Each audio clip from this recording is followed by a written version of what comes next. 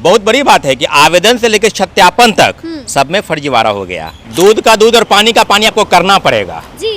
तैयार रहिए, chairman sir भी अगर तैयार हैं तो हम लोग भी तैयार हैं। चेयरमैन सर और एसीएस जी दोनों मिलकर, शिक्षा विभाग के एसीएस दोनों मिलकर इस शिक्षा व्यवस्था को चौपट कर दिए हैं। नमस्कार, हमारा नाम है समरीन और आपने देखना शुरू कर दिया है लाइव सिटीज।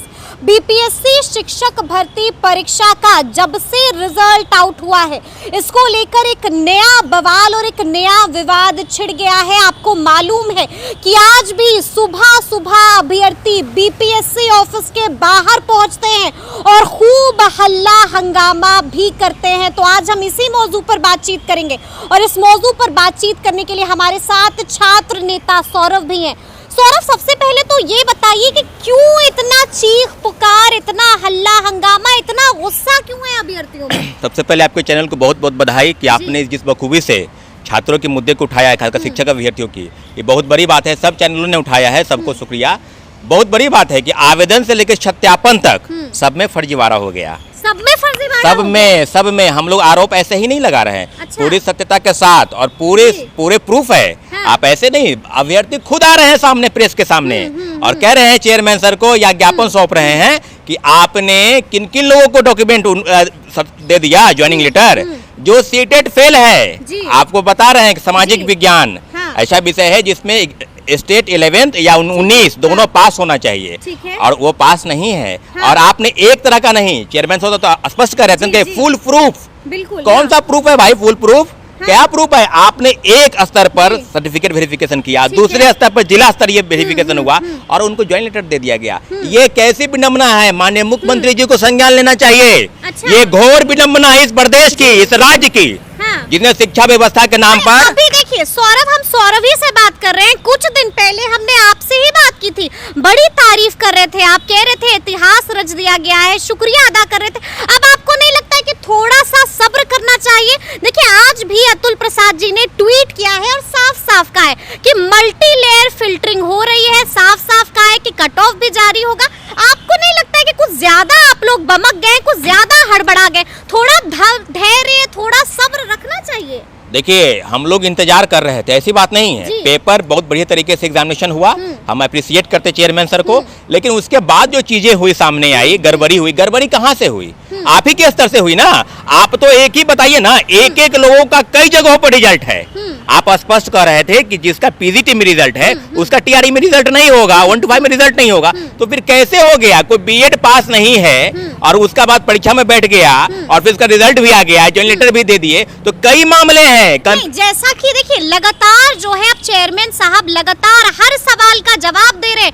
कह दिया है कि बीएड वाला जो मैटर है, हो सकता है कि उसमें उन्होंने डिप्लोमा कर रखा होगा, हो सकता है कोई बात होगी। कट ऑफ को लेकर भी आप लोग खूब हंगामा कर रहे थे। अब तो चेयरमैन साहब ने बोल दिया है कि कट ऑफ जारी होगा, तो अब आप लोग को भी मतलब कहीं ऐसा ना हो जाए कि आप लोग का जो दाव है वो आप लोग पर ही उलट जाए। दूध का दूध और पानी का पानी। सौरभ, दूध का दूध और पानी का पानी आपको करना पड़ेगा जी।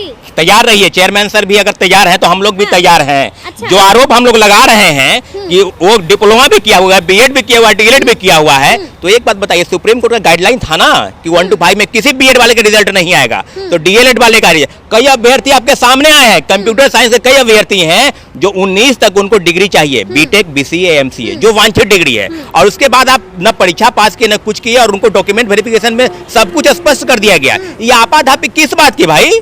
क्या दिक्कत है आपको? थोड़ा देर करना है, थोड़ा विलंब करना है। आप ही लोग कह रहे थे, हड़बड़ा रहे थे, आप कह रहे हैं कि थोड़ा देर करना है। देखिए हम लोग हड़बड़ा इसलिए रहे थे कि रिजल्ट को देने के लिए, रिजल्ट में फर्जित बारों को नौकरी बांटने की बात नहीं थी। मतलब आप अभी भी कह रहे हैं कि बड़ा फर्जीवाड़ा हुआ है? पूरा फर्जीवाड़ा हुआ है। चेयरमैन सर और एसीएस दोनों मिलकर, शिक्षा विभाग के एसीएस दोनों मिलकर इस शिक्षा व्यवस्था को चौपट कर दिए हैं। मतलब आप के पाठक पर भी निशाना साध रहे हैं? बिल्कुल। उन्होंने कहा है कि 2 नवंबर को नियुक्ति पत्र बांटेंगे मुख्यमंत्री जी। तो ठीक है, नियुक्ति पत्र बांटे ना, तो गलत लोगों को नियुक्ति पत्र नहीं देना है। अच्छा। पूरे आप सब में चल जाइए, पीजीटी हो, टीआरई हो या टीजीटी हो, सभी लोगों को डॉक्यूमेंट वेरिफिकेशन गलत तरीके से दिया जा रहा है और तमाम जगहों पर पता नहीं किस तरह से ये लोग काम कर रहे हैं। और जो आरोप हम नहीं लगा रहे हैं, अभ्यर्थी खुद सामने आ रहे हैं प्रेस के सामने और बता रहे हैं कि हम फेल हैं, फिर भी हमको दे दिया गया ज्वाइनिंग लेटर। ये किस तरह का खेल है भाई? आपको क्या हड़बड़ी है? माननीय मुख्यमंत्री जी से आग्रह है, ये मामला काफी ऊपर तक चला गया है, विभिन्न राजनीतिक दलों को भी चुनौती है, जो सत्ता विपक्ष में बैठकर और शांत बैठे हुए हैं। क्या शिक्षक अभ्यर्थियों की जो नौकरी मिलेगी, क्या बिहार की शिक्षा व्यवस्था इसी पर बल्कि फर्जी लोगों को आप डिग्री बांट रहे हैं, वही लोग नौकरियां शिक्षक बनेंगे? क्या पढ़ाएंगे? जो लोग खुद फर्जी है, फर्जी तरीके से नियुक्त हो जाएगा, वो क्या पढ़ाएगा? क्या शिक्षा व्यवस्था बदलेगा? अच्छा ये बताइए कि आज भी हमने एक दृश्य देखा था, हमने देखा था कि यहाँ पर खूब हंगामा हो गया था, आपके पास भी सूचना आई होगी? हाँ बिल्कुल बिल्कुल, अभी हम जस्ट पहुंचे हैं बीपीएससी कार्यालय, तो हमको पता चला, कई साथी हमारे फोन किए कि पुलिस द्वारा कई लोगों को दौड़ाया गया, पुलिस बल का प्रयोग किया गया। कई हमारे साथी थे जो घायल भी हुए हैं, उनसे बातचीत हो रही है, कई कोई उधर भागे हैं, कोई उधर। तो इस तरह के क्या ये जायज है? नहीं, देखिए अगर समस्या है बीपीएससी द्वारा या शिक्षा विभाग द्वारा, तो परीक्षार्थी किसके पास जाएं? वही ना जाएंगे। लेकिन हंगामा क्यों कर रहे हैं? हंगामा इसलिए कर रहे हैं कि उनकी मांगों को सुनने वाला कोई नहीं है। अच्छा। कोई नहीं। आप चेयरमैन सर आज ट्वीट किए हैं, हम तो 4 दिन पहले ज्ञापन सौंपे थे ना 7 सूत्री मांगों को लेकर, वही मांग कट ऑफ जारी कीजिए, एक परीक्षार्थी को एक जगह रिजल्ट दीजिए। आप नियोजित शिक्षक कितने हैं? 40,000 प्लस है, उनका आंकड़ा कहाँ है? उनका आंकड़ा क्यों नहीं बता रहे हैं? छिपा क्यों रहे हैं? 1,22,324 का जो आंकड़ा है, उस पर पूरा result, second merit list, third merit list, जब तक वो नहीं भरेगा तब तक आपको देना पड़ेगा। जो लाठीचार्ज का प्रयोग कर रहे हैं ना, इधर छात्रवृत्ति बिल्कुल परेशान नहीं है। इंतजार कीजिए, हम तो कहे थे ना कि 3-4 दिन इंतजार करेंगे, इंतजार करेंगे, और वो घड़ी दूर नहीं है। आप दूध का दूध, पानी का पानी कीजिए, नहीं तो हम लोग एकजुट हैं और बहुत बड़ा आंदोलन जो परसेंटाइल बिल्कुल आंदोलन करेंगे। परसेंटाइल पर जो आंदोलन हुआ था जिस तरह के, इनको क्लियर बताना होगा कि कट ऑफ कितना गया। कई परीक्षार्थी हैं बोलते हैं कि मेरा 45 पर है, मेरा नहीं आई, किसी का 45 में, उसका हो गया जब उसी कैटेगरी का है। तो इस तरह का षड्यंत्र क्यों रच रहा है? कौन है लोग?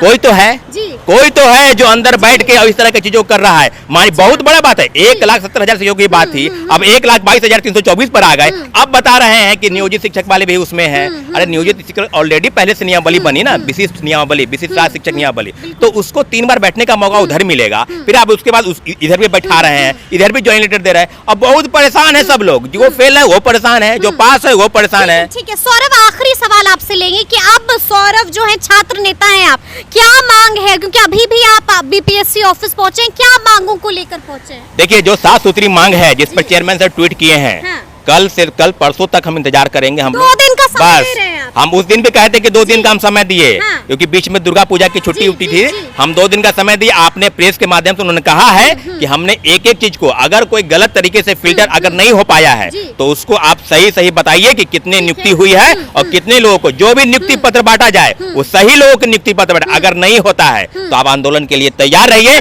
हम लोग आंदोलन 2 दिन के बाद सुनवाई नहीं होती है तो आंदोलन होगा, इसमें कोई दो राय नहीं है। कोई दो राय नहीं है। तो सुना आपने क्या कुछ कह रहे हैं छात्र नेता सौरभ? देखिए साफ साफ कह दिया है कि अगर 2 दिनों के अंदर सुनवाई नहीं होती है, मांगों को सुना नहीं जाता है, तो 2 दिन के बाद एक बार फिर से महा आंदोलन होगा। तो अब देखना है कि आखिरकार क्या कुछ होता है। लेकिन इस तरह के तमाम अपडेट्स के लिए ऐसे ही हमारे साथ बने रहिएगा और देखते रहिएगा लाइव सिटीज। बहुत शुक्रिया।